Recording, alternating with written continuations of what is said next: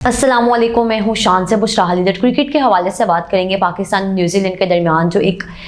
T20 और DI और test matches की सीरीज़ थी। टेस्ट मैचेस तो देखा भी गया कि PSL से पहले पाकिस्तान ने मेज़बानी भी की, कराची और मुल्तान के पिचेस पे वो मैचेस भी खेले गए। लेकिन उसके बाद अब 3 T20 जो है कज़ाफ़ी स्टेडियम में खेले जाएंगे। लेकिन जो सीरीज़ है इस तरह से चलती रहेगी। लेकिन न्यूजीलैंड की जो टीम है उसके हवाले से पहले बात करेंगे कि जो उनके मेन प्लेयर्स हैं, अब तक यही एक्सपेक्ट किया जा रहा है कि वो पाकिस्तान नहीं आएंगे, जिसमें केन विलियमसन भी थे। लेकिन केन विलियमसन के साथ जो एक इंसिडेंट कह सकते हैं कि उन्होंने श्रीलंका के खिलाफ जो सीरीज़ थी उसमें भी और जो पाकिस्तान के साथ जितने भी मैचेस हैं उसमें अपना जो एक मौजूदगी थी उससे दस्तबरदारी की कि वो नहीं आ सकते, अवेलेबल नहीं है, और जाके उन्हें वही जो प्रेफरेंस थी IPL में दी कि IPL जाके खेलेंगे, जो कि 1.5 से 2 माह का IPL के मैचेस देखे भी जाते हैं। लेकिन IPL के कोई दूसरे मैच में या पहले मैच में उनको जिस तरह से इंजरी भी हुई और नी इंजरी थी और काफ़ी वो स्पीयर इंजरी थी उनके लिए, तो और उसके बाद अब वो यहाँ के भी ना रहे ना IPL के रहे। लेकिन जो वाकई अगर बात की जाए पाकिस्तान के स्क्वाड के हवाले से, जिस तरह से PCB में जो खबरें गर्दिश कर रही हैं कि प्लेयर्स को लेके जिस तरह से कंट्रोवर्सी क्रिएट कर दी जाती है, अगर प्लेयर अच्छा परफॉर्म करते हैं तो उसको इतना हाइप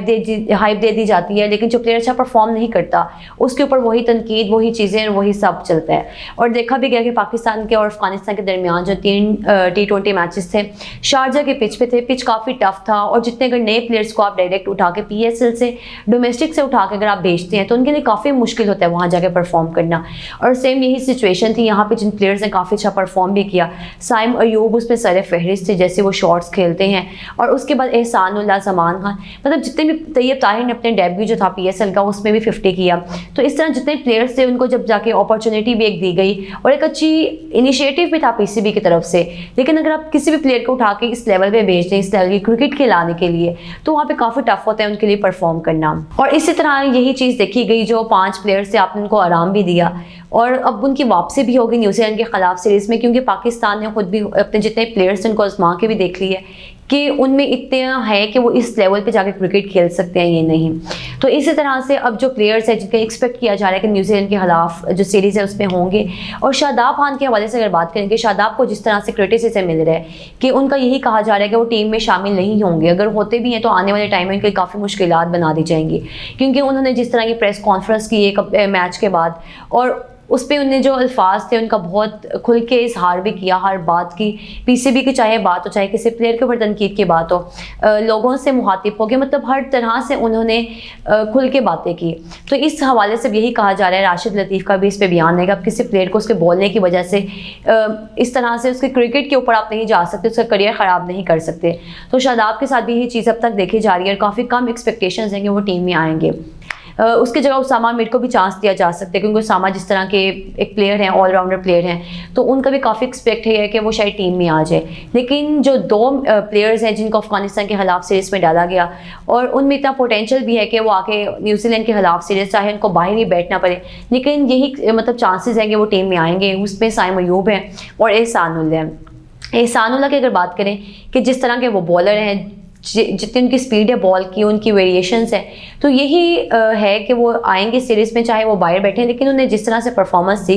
अपना डेब्यू मैच था और इंटरनेशनल लेवल पर जब आप जाके अपनी कंट्री को रिप्रेजेंट करते हैं तो काफ़ी प्रेशर मैचेस पे नज़र आते हैं। लेकिन वहाँ पे भी एहसानुल्लाह ने कहीं ना कहीं अच्छा परफॉर्म भी किया। लेकिन जमान खान के काफ़ी चांसेस थे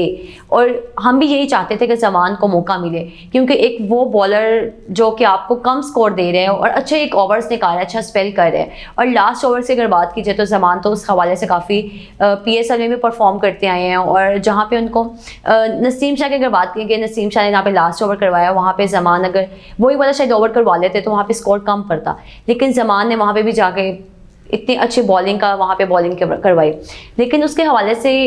जब से PCB में तब्दीली आई हैं, नजम सेठी आए, उन्हें आके सीट की क़यादत संभाली अपनी, और उनके साथ जो हारून रशीद हैं, लेकिन समझ से बाहर है कि क्यों इस तरह की चीज़ें सोशल मीडिया पे निकलती हैं। अगर आप अंदर के फैसले हैं वो अंदर तक ही रखें, क्योंकि अगर वैसे बात की जाए कि जिस तरह से राजा साहब थे और उनकी जो क़यादत में एक टीम थी उसमें इतनी यूनिटी नज़र आती थी और टीम जाके परफॉर्म करती थी, एक चीज़ नज़र भी आती थी कि एक टीम वर्क है, एक यूनिटी है और टीम उसके अकॉर्डिंग अपने जो प्लान्स हैं उसके जो एग्जीक्यूट है उसको ही कर रही है। लेकिन अब जैसे चीज़ें देखी जा रही हैं कि जब स्क्वाड अनाउंस होना था तब भी इतनी ज़्यादा तनकीद मिली उनको कि अपने मेन प्लेयर्स को बाहर बिठाया, और अब जब मेन प्लेयर्स की वापसी हो रही है टीम में न्यूजीलैंड के खिलाफ जो मैचेस हैं और उसमें जिन नए प्लेयर्स को चांस देने हैं उसमें एहसान और साइम है, लेकिन उस हवाले से भी लोग तनकीद करें कि आपने इस प्लेयर को चांस क्यों नहीं दी या इस प्लेयर को चांस क्यों नहीं दे रहे। तो मतलब एक जो है खबरें जो अंदर की बातें हैं, जो अंदर की इन्फॉर्मेशन है, आपको पहले ही रिवील कर देते हैं। अगर रिवील नहीं भी करें लेकिन वो चीज़ें बाहर आ रही हैं और सोशल मीडिया का दौर है, इसमें तो आप बिल्कुल इस चीज़ से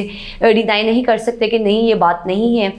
जैसे कि शहीनशाह अफरीदी को जब कप्तानी देने की बारी आई तब ये चीज़ देखी गई कि बाद में यही उनकी तरफ से यही रद्द-ए-अमल सामने आया कि उन्होंने एक ट्विटर पे अपनी पिक्चर रिजवान और बाबर के साथ लगाई और पाकिस्तान का फ्लैग भी था उस पर, और यही मतलब था कि शायद उनको कप्तानी दी जा रही थी, लेकिन उन्होंने खुद इस चीज़ से इनकार किया। और शादाब को जो कप्तानी दी गई कि वाइस कप्तान थे, लेकिन वो भी एक ऐसे खुद से बना के कि बस वाइस कप्तान है तो लोग इतनी तनकीद नहीं करेंगे, ना कि कोई इतने जो स्पोर्ट्स जर्नलिस्ट हैं कोई भी इतनी तनकीद इस चीज़ पे नहीं करेगा क्योंकि वाइस कप्तान थे तो कप्तानी देती, तो इसमें कोई मतलब नॉट अ बिग डील। तो इस चीज़ के हवाले से क्योंकि नजम सेठी के ऊपर चीज़ें डिपेंड हैं कि वो किस तरह से इस चीज़ों को लेकर चल रहे हैं, शायद उनके कंट्रोल में चीज़ें नहीं हैं। अगर आप कोई फैसले करें तो वो आपके बोर्ड के हदूद तक रहने चाहिए। तो इस तरह आप देखेंगे जो मैचेस की सीरीज़ है कहाँ तक पहुँचती है, कौन प्लेयर्स आते हैं। अभी तक स्क्वाड की तो अनाउंसमेंट नहीं हुई, लेकिन जो टिकट्स हैं वो सामने आ चुके हैं। जो लाहौर में पहले 3 मैचेस हैं, 3 T20 लाहौर में खेले भी जाएंगे और रमज़ान के दौरान ये मैचेस हैं। लेकिन पाकिस्तानी जो लोग हैं जो क्रिकेट देखना भी चाहते हैं